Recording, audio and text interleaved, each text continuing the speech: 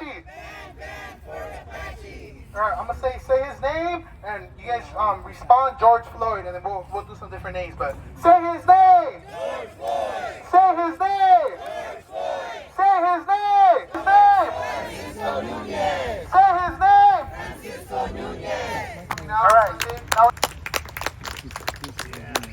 Now, today is the 5th year anniversary of George Floyd's murder by Minneapolis PD. I know a lot of y'all took to the streets, right? How many of y'all took to the streets during the George Floyd uprising? Yeah. Hell yeah. And I know a lot of y'all didn't leave the streets, right? Y'all stayed in the streets. Y'all stayed in the streets. Y'all stayed in the streets for Palestine. Y'all stayed in the streets for immigrant rights, and y'all still here. Yeah. So the reason we're having this action today is it's part of a national day of action. So 17 cities all across the United States are protesting right now. We're probably one of the first ones because like time differences. So we're probably one of the first ones, but there's gonna be actions all across. In Chicago, in Minneapolis, I think New York might have one too. So that's the National Day of Action. The Legalization for All, they also called a week of action against the deportation of children. There's been some children who were born in the United States that have been deported under Trump.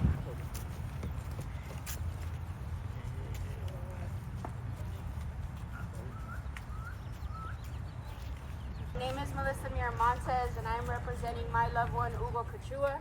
I'm also representing United Families for Justice. We're impacted families standing before you. Hugo Cachua was murdered May 30th, 2024 by an LAPD officer who was on medical leave. He was not in uniform. He was not in a police vehicle. He was acting as a regular civilian, and he ended up murdering our brother, Hugo Cachua. We have not had any justice. We are seeking justice. We are going through our legal action to demand justice. It's been almost 1 year in our fight for justice. And today, although it hurts more than anything, one can imagine the positive in this fight is to know we're not alone. It's unfortunate and devastating. And it feels, this level of pain and uncertainty is unbearable. One thing I do know is my eyes are wide open and feet are solid on the ground for Hugo and for all stolen lives murdered at the hands of these sick pigs. What police keep getting away with is truly unbelievable and disrespectful. It's shooting after shooting, killing after killing, unarmed, armed, innocent, not so innocent, and yet the outcome is usually the same. Zero accountability.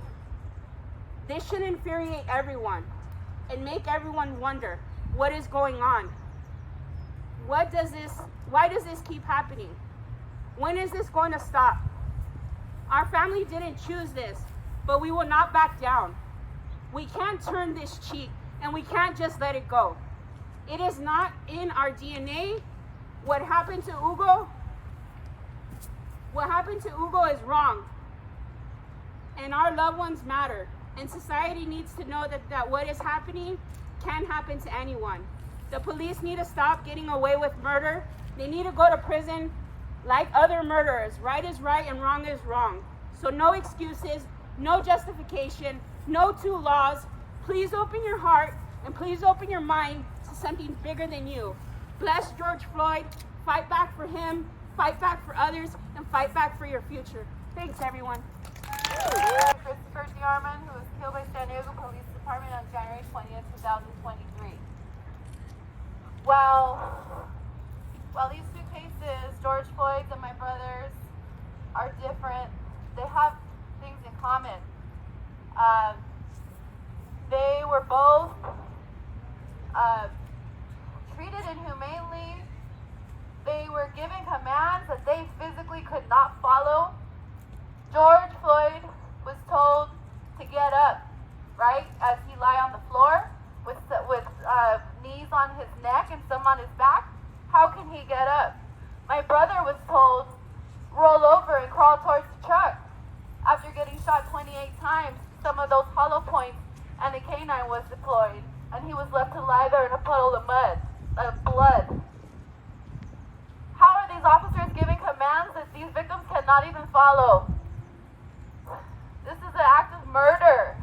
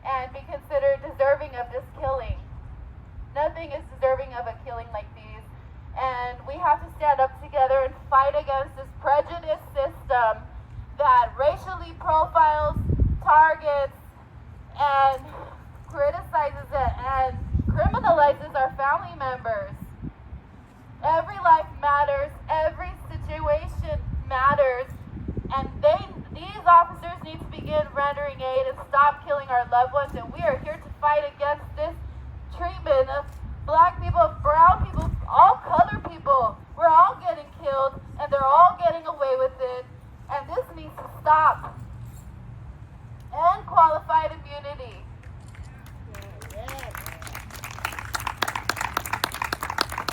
But they're fighting. They're not just they're just fighting. They're inspiration to us all. Doing a lot of great work, working on a bunch of badass bills, fighting for accountability. So, thank you. One more thing I wanted to say, Gabe. One more thing I wanted to say. George Floyd's last words were, "I can't breathe." Christy Armin's last words were, "I can't move." We need support, guys. We have a George Floyd here in San Diego. A lot of George Floyd cases similar. Yes. One of them is Christy Armin, Francisco Nunez, and Hugo Cachua. This cannot continue to happen, you guys. Let's stand together and fight against this corrupt system. Of Jimmy Lopez's loved one.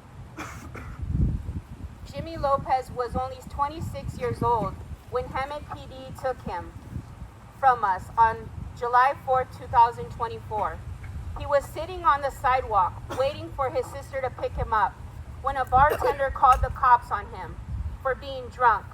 Within 56 seconds, officers arriving, Jimmy was shot 17 times. They fired over 100 rounds. He had no weapon, no threat, just 5'4", 120 pounds. With his hands up, he was murdered, firing squad style. Jimmy was everything to Ariane, her best friend, her road dog, her safe place. He was a loving father, a loyal son, a big brother, a goofy cousin, and a real one to everyone he loved. He had his calm, kind energy that made you feel seen. He showed up for his people always. The world lost someone beautiful that night, and now we fight in his name. We are demanding justice, transparency, and accountability, not just for Jimmy, but for every life stolen by the police violence. Jimmy mattered. His story matters, and our love for him will never die. Justice for Jimmy Lopez. Hold Hemet PD accountable. Justice for Jimmy Justice Lopez. for Jimmy Lopez.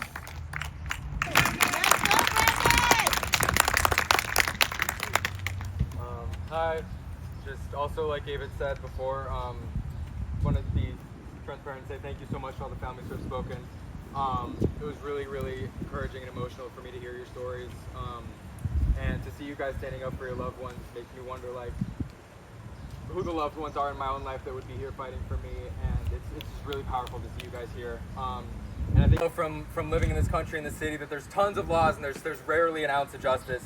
So Legalization for All is here to demand an end to the collaboration between sheriff's deputies, local law enforcement, and ICE and federal agents. If ICE wants to break laws, then they don't get to hide behind law enforcement.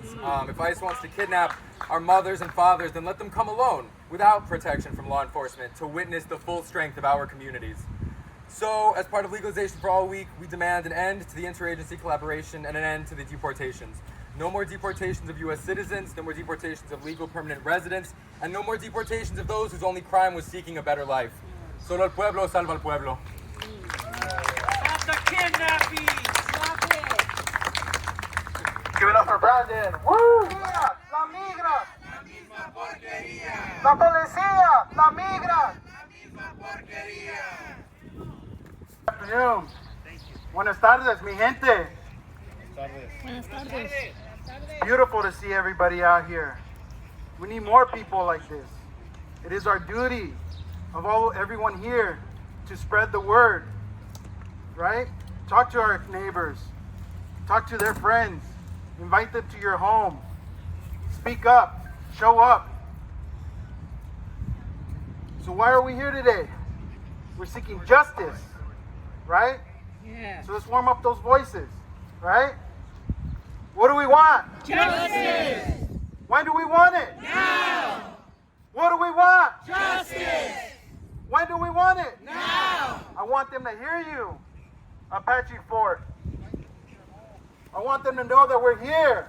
Why? Because we're a pueblo unido. Y nunca jamás vencido. Right? We got to do our best. we are an oppressed people, right? We were conquered. We need to forget that history, learn from it, and push forward and show them that we are a force to be reckoned with. That our people, the warriors that came before us, still live in our hearts and our mind and in our dreams. Right? So 2 years ago, I had the honor of meeting Dolores Huerta right here in my community. I happened to see her at Teresita's, and I stopped and took a moment to speak with her. She took that moment with me in her 90s, still fighting hard. And I asked her, what is it that I need to do? What can I do for my community? And she says, you know what? We need more people mad. And I'm mad. Yeah. I'm one of the 1% that didn't fall victim to alcohol, drugs, and became part of the prison industrial complex, school to prison pipeline. I stand before you, a Chicano that wouldn't be engulfed by a life of subjugation. This goes back to October 17th, 1837, when the inception of the Texas Rangers, even when this tierra was Mexico. And it continues forward, the systemic structure and institutional discrimination that still inflicts the Americans of color, minoritized people of color, on our own indigenous land. And I still am working the system from within to empower myself and others who have been traditionally marginalized. I became a college professor, but I never forgot where I came from. You know, the tear gas, the protest, to open up the doors of higher education. This needs to be stopped. My condolences to our fallen heroes. The ones that, because I was falsely accused numerous times as a kid, came close. And I know how the system's still broken. But I'm glad that, you know, it will take a concerted effort on behalf of everyone, you know, that wants social justice to get this done. I was in the Brown Berets.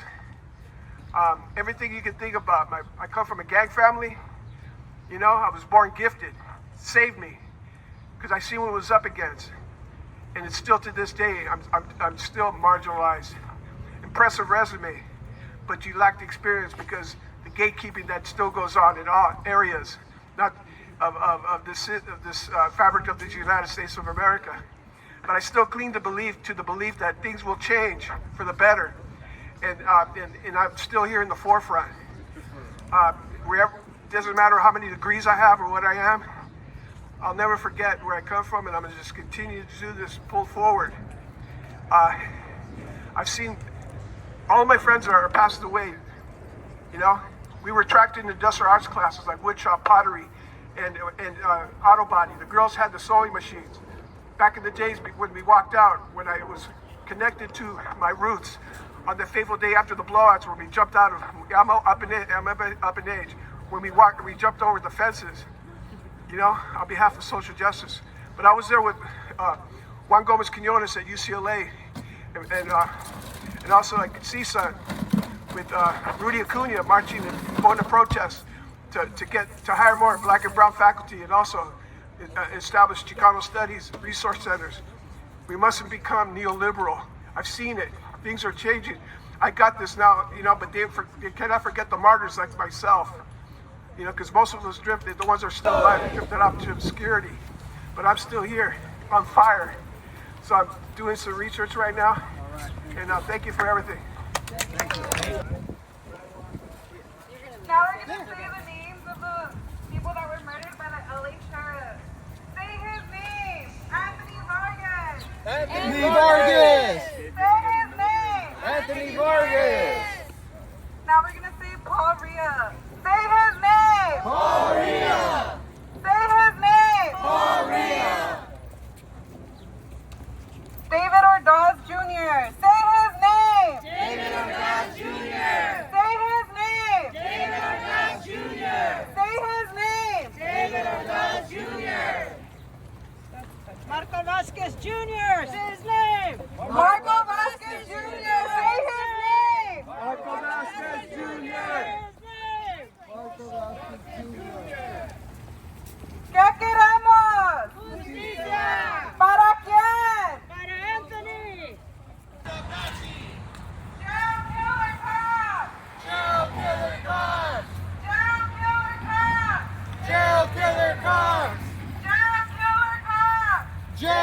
killer cops!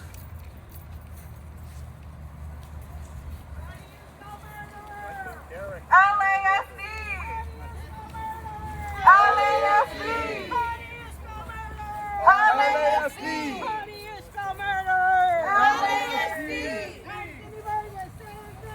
Anthony Vargas! Anthony Vargas! Anthony Vargas!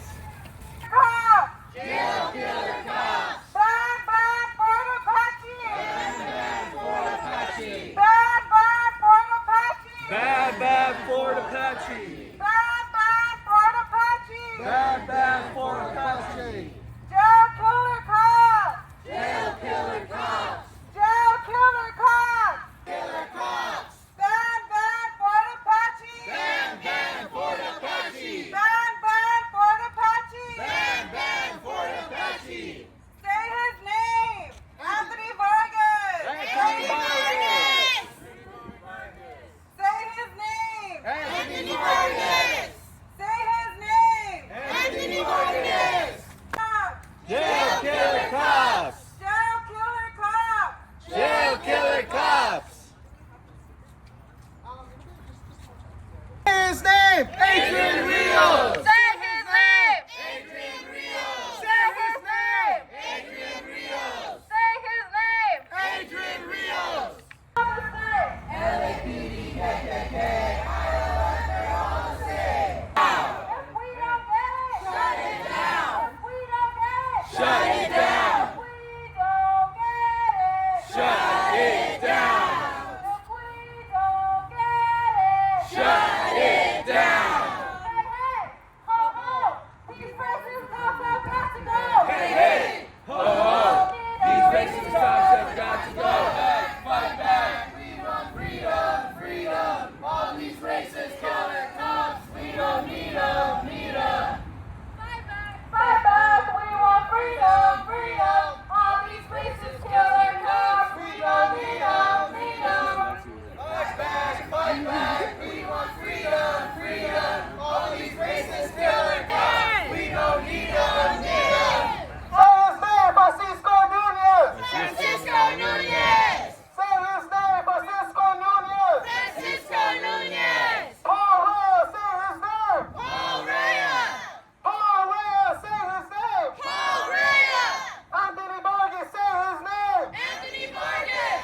These pigs closed the door. They locked it because they're scared of us. They're scared when community organizes and fights back. So let's make sure they remember everyone's name of people they've killed. David Ordaz Jr., say his name. David Ordaz Jr.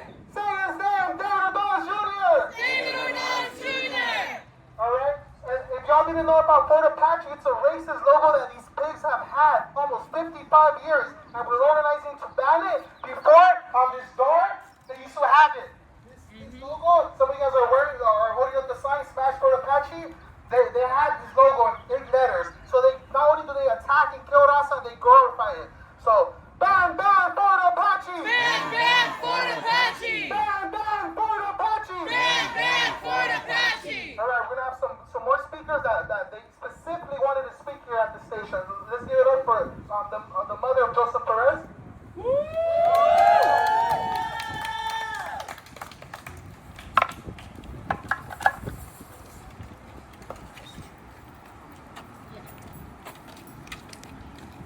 I'm the mother of Joseph Andrew Perez, who was beaten by the sheriff's department.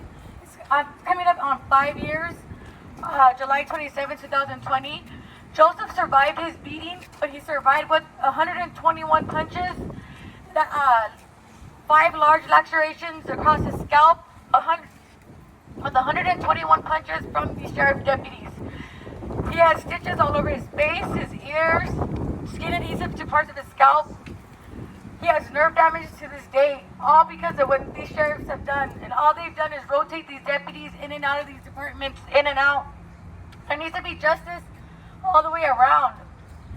Fire these deputies, terminate them. All they do is rotate them, and it needs to stop already. You know, just justice for all of us, justice for everyone impacted by the sheriff's violence. Justice for Joseph Perez. Justice for Joseph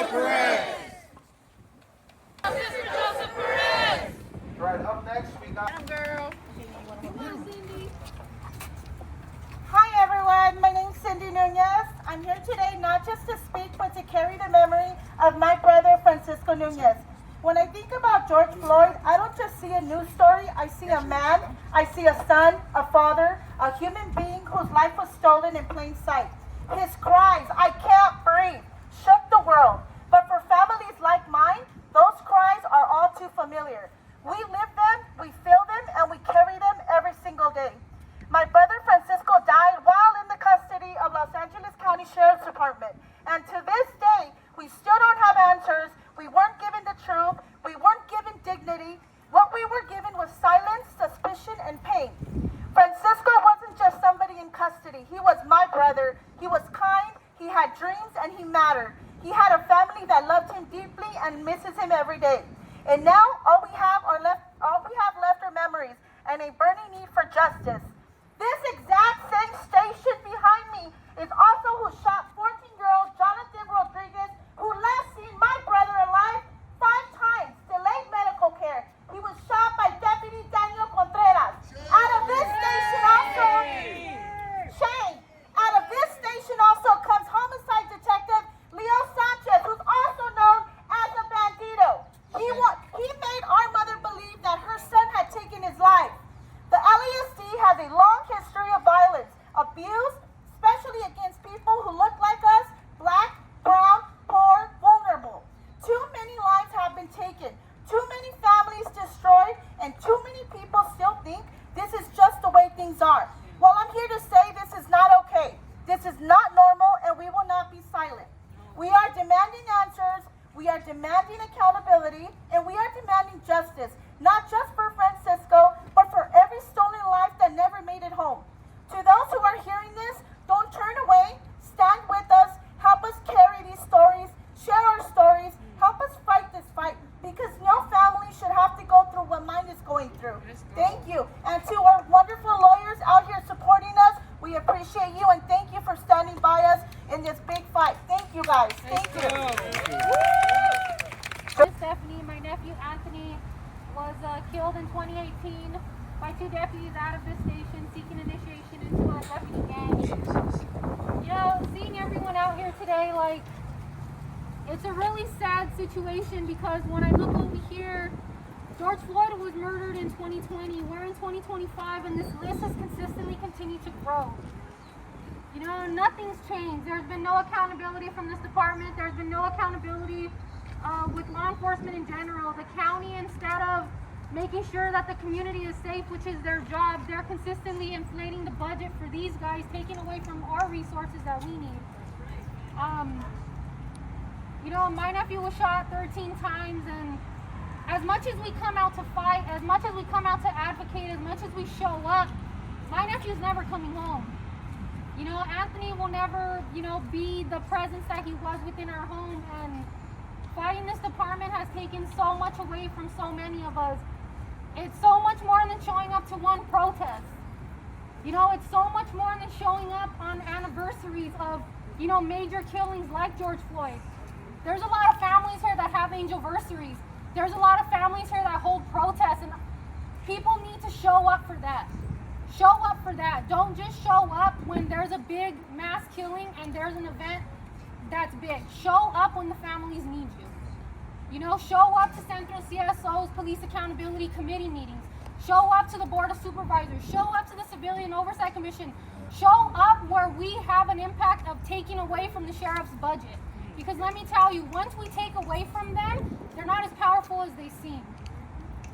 You know?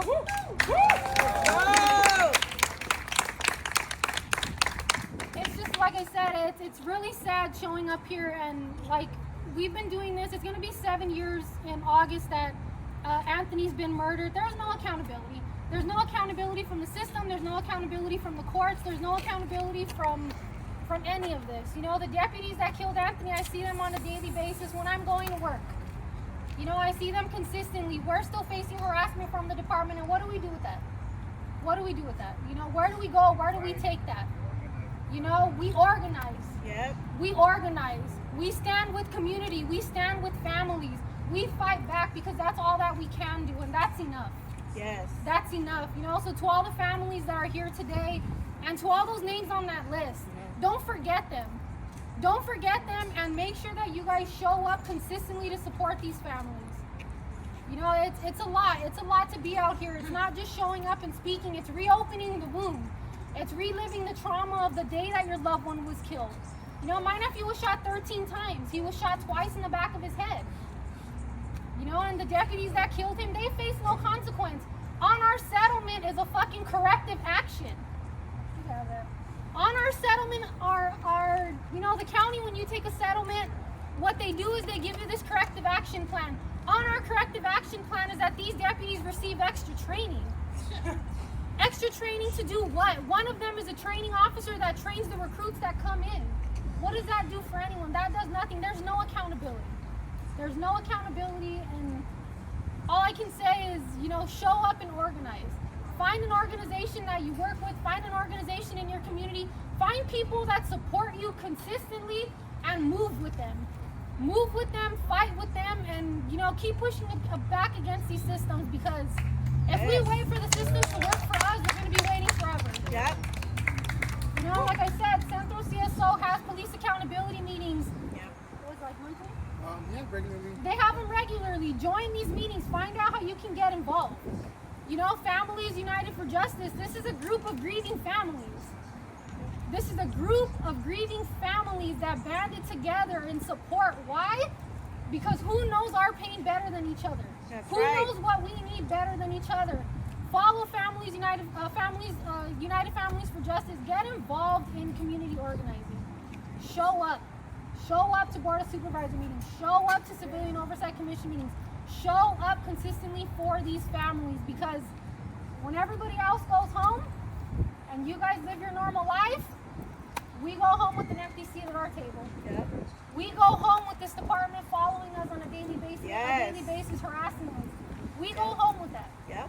We go home with that, and we have to deal with it. Yep. So if it's in your capacity, show up for the families. Let them know that when they can't show up, you can stand in their place and fight for them. Yes. You know, it's a lot being out here. It's a lot being out here. It's been a long 7 years for us. It's going to be a long rest of my life. You know, like, this is a fight that I'm going to be in until I die, and I'm fine with that.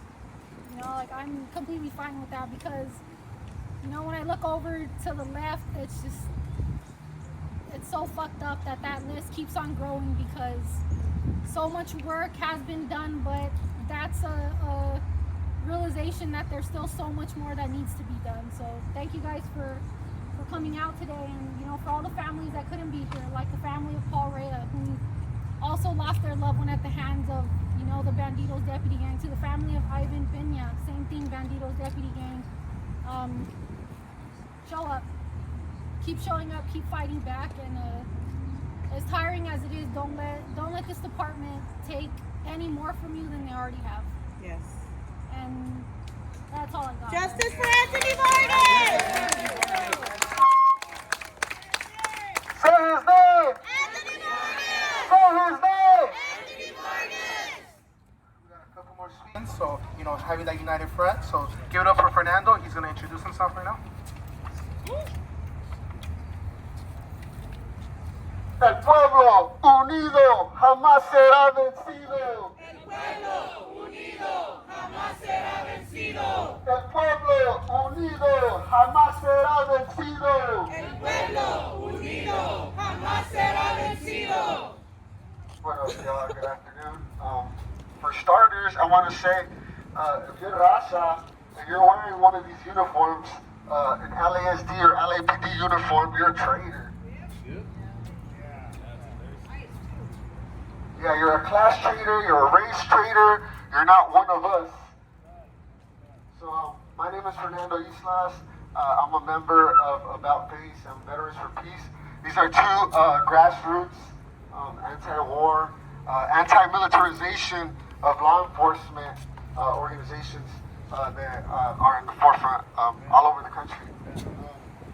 So first off, I just want to thank Centro CSO for giving me this platform, giving me this opportunity to speak, and also acknowledge their fight. They're always out on the streets, they're OTG, on the ground all the time, and I really appreciate that.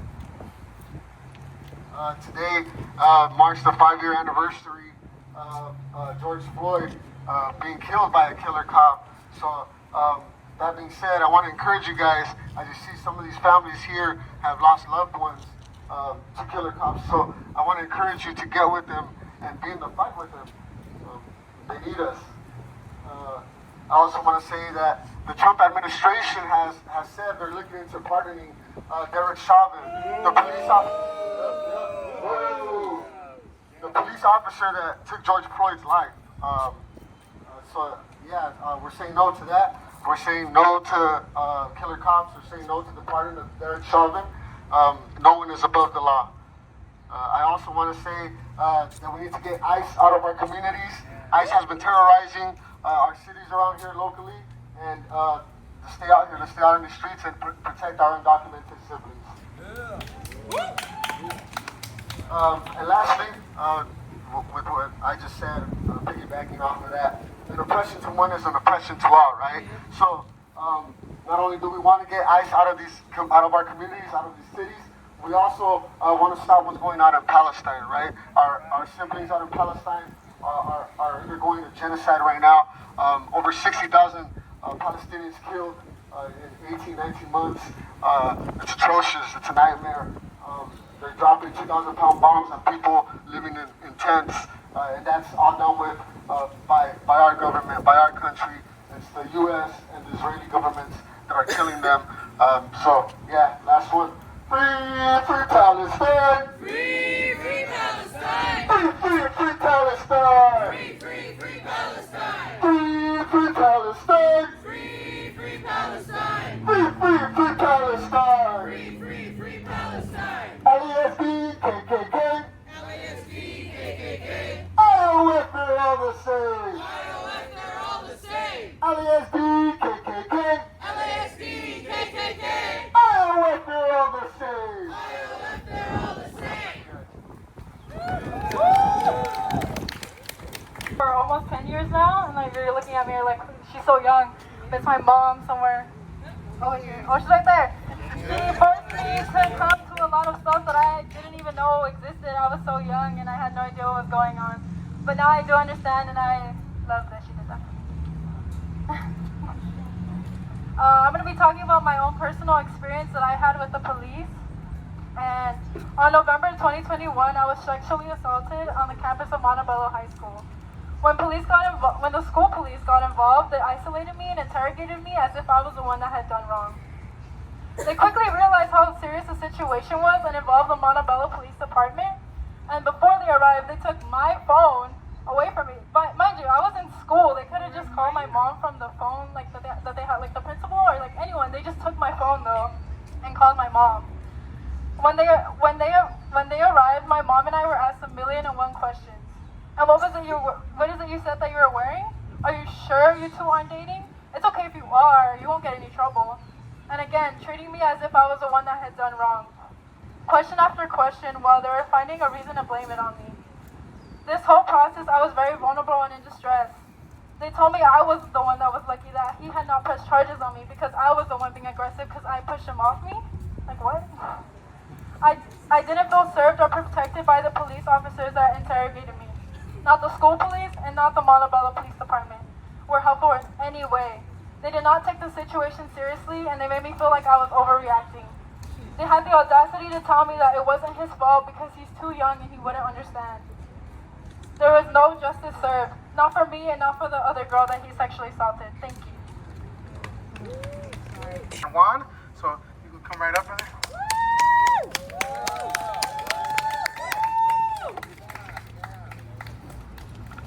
Anyone need some water? Water, anyone need water? Thank you for inviting me here, Christian. I didn't hear about this until my young son, lost son, Christian Contreras told me about it. And I apologize for not showing up at other protests. Formally, Stephanie, where's she at? Well, Stephanie, with what Stephanie said today, it's very encouraging to me. It's incredibly encouraging to me. And I don't have to be a lawyer on a case to come and protest. So if you ever have a situation where you're having a protest, please let me know and I'll be there. And I'll drag Christian with me. Okay? So please, let us know. I didn't know about this. and I'm really happy to be here. So, I've been an activist before I was a lawyer. I was involved in the Chicano movement as a student for Mecha back in the old days, in college. I was a big student of Rudy Acuña, a famous Chicano studies teacher. I'm very proud of that background.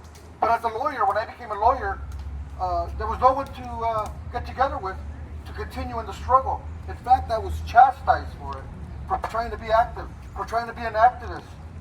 Now we have a little more love. There's a lot more lawyers that are willing to get involved in the call for justice. Okay? So please call upon us. We want to be there to support you 100%. Wherever there's a situation where we just need to show up and have our voice heard, please. And I want to just finish this with the old way of being a Chicano. Chicano, to get the blood going, we would do this.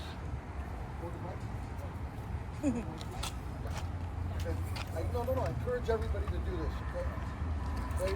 This is being a true Chicano from the 60s. Yeah, ready? Chicano hand clap. Yeah.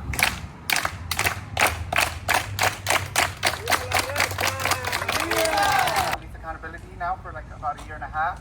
Right, We're here to speak out and organize to fight back against the brutal oppression carried out every single day by the East Los Angeles Sheriff's Department. These deputies are notorious for harassing and targeting Chicanos. Too often they kill with impunity, and when families stand up to demand justice, they're met with harassment and intimidation. We're here to uplift everyone whose lives have been taken by the police and this department. We've stood alongside families demanding justice, and we will continue standing by them. We demand community control over the LA Sheriff Department. That means giving our people the power to investigate, to fire deputies, and to take back our neighborhoods. We want to end terror brought by these deputy gangs, because that's what they are, gangs. Yes. We demand that killer cops be jailed. This week also sparks the 5-year since George Floyd was murdered.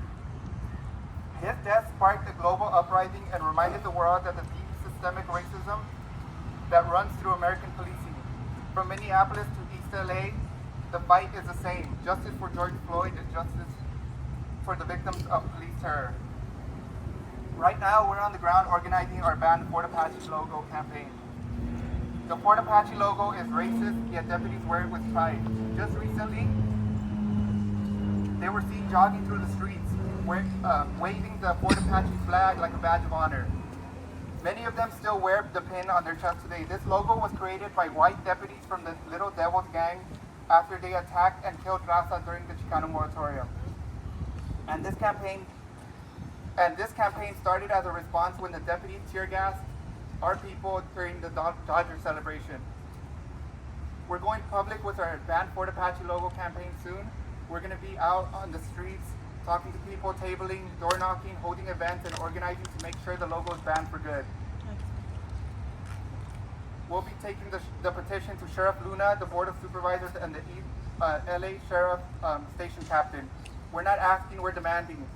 So if you would like to join our fight, join PAC. Ready for Victor! Hi everybody. I'm the so-called elder now. My name is Carlos Montes. Went to Garfield High School, grew up cruising the boulevard, getting harassed by the sheriff. I've been in here a couple of times, no sound, I've been there. I've been arrested so many times that when they do the live scan, the paper runs out of the printer.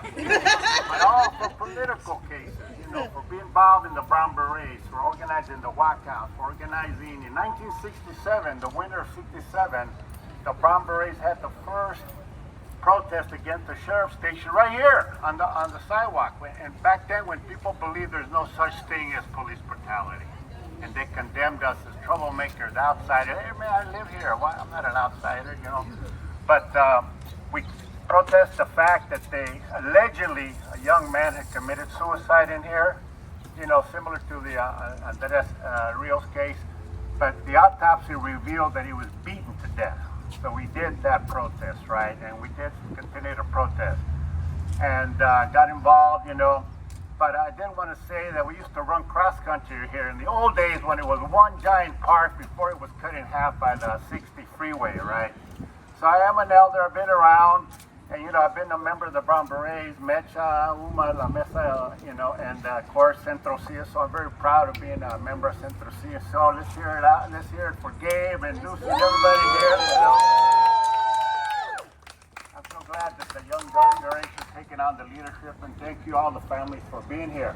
But my message is a little different today. I've been around a long time. I've been beaten and had to leave the country. I got arrested so many times, threatened that they were going to kill me, right? And I went underground living in Paso, Texas, where there was a big strike for union recognition by 5,000 Chicanos, right? And it was during that time that I met some revolutionaries, Chicano revolutionaries, right? That said, you know what, Carlos, and my message to you today is that this system is rotten. We're gonna fight for police accountability, for reforms, we just want Erica Huerta to get hired back to Garfield High School. We're gonna continue to fight for those bread and butter issues. But my message today to you is that this system is rotten, and Trump is a symptom of that decay, right? Having Trump in office, attacking workers, attacking immigrants, attacking LGBT community, and increasing the attack against the Palestinian people, to me this says that this system is rotten. We need a new system. That's the lesson that I learned when I was living in El Paso, Texas, by the young Chicano revolutionaries. They came to organize us in the garment strike, the big famous fodder strike of 5,000 Chicanas, where they said, Carlos, you really want to fight for justice and equality, we need to have a revolution. Like a revolution, man, reminds me of my abuelito. My abuelito was 17 years old. He was in the Mexican Revolution. And I would go visit him in Mexico during the summertime, and he would show me his big old pistola, and he got his leg shot off. So our family, somos de la tierra de Chihuahua, puros villistas. So my mom, my dad always said, don't se te olvide, somos revolucionarios. I go, but yeah, now we're in the United States. I was in Mexico, the Mexican Revolution. But they said, you know what, we need a revolution in the United States. Let me break it down, right? As I mentioned, Trump represents the decay of this system. We need a new system, and we could do it. I was in the 92 Rodney King Rebellion. We were tearing it up downtown. 30 people got killed, unfortunately. Thousands were arrested. But we were mad, we were angry, we were tearing the city down. We overturned police cars, right? But it was mob anger, violence. But I remember in the George Floyd rebellion, we were more organized. We had banners, we had sound system, we had soundtracks. The Chicanos, Latinos, white, Asians, working class folks were working together. The Black Lives Matter was out there, right? And that's the kind of organization we need whenever there's an uprising. But we got to organize our neighbors, our block, our families. I love that the United Families are here today. We got to organize the working people.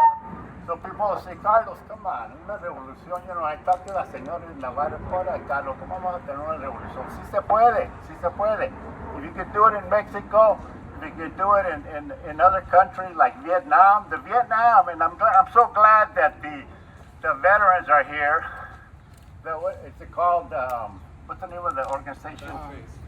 About Faith Veterans. They know what it means to be in a war, right? Because I remember here in East LA, a lot of my homies were drafted and sent to Vietnam and came back traumatized. And I remember Rocky, who was the center of the football team, ended up dying of an overdose of heroin in a abandoned gas station in the restroom, right? And he had showed me his album of all the atrocities he had committed in Vietnam. To me, that started to show me that this system is rotten, as that if the U.S. can go to Vietnam and drop more bombs in Vietnam that they dropped in World War II, look it up, right? And what they're doing to the Palestinian people, it showed me that we have to support the struggle. Little Chicano here in East LA, fighting for better education, fighting against police brutality. I learned that we have to support the struggle of the Vietnamese folks, right? And they won. And now we have to support the struggle of other nations throughout the world that are struggling against U.S. empire. And I'll say the word, before it wasn't popular to say U.S. imperialism, right? U.S. wants to be the police force of the world, right? and they're being defeated throughout all over the world. I've been in Nicaragua, I've been to Colombia, I've been to Venezuela, and they're saying the United States will not come into our country. The example of Vietnam and other countries, right, that have defeated U.S. empire. So my message to you, the system is rotten, and this system is called capitalism.